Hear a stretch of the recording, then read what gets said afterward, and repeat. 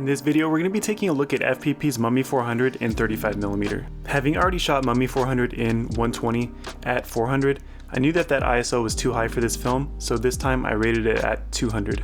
I developed the film in X-Tall 1:1 again.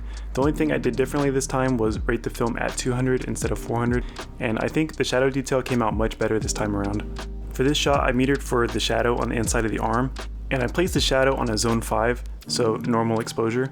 And here it is one stop darker at a zone 4, and I think this is kind of like the sweet spot for the film. The shadow is getting pretty dark, but it still has plenty of detail. And here it is 2 stops under, and on the shadow you can still see a hint of detail, but it is getting pretty dark at this exposure, so I would be a little bit careful placing the values on zone 3 for this film. Moving on to the grain. Even in 35mm, Mummy 400 still has really fine grain. You can tell this is a slower speed film because the grain is extremely fine. Even in 35mm, if this was a 400 speed film, the grain would be a little bit larger, and even up close it's still really fine. I did also do an exposure test outside, and I wanted to see what the film looked like in full sunlight. The film has a really balanced contrast, so I think it looks good in full sunlight as well as deeper shadow. Overall, I think this is a good medium speed film.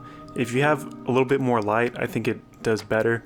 It doesn't handle underexposure too well. I think this would be a good portrait film due to the fine grain and the balanced contrast. Definitely rate this film at 200 though, do not do 400. I think the shadow detail is way too low. We'll see you guys next time on The Negative.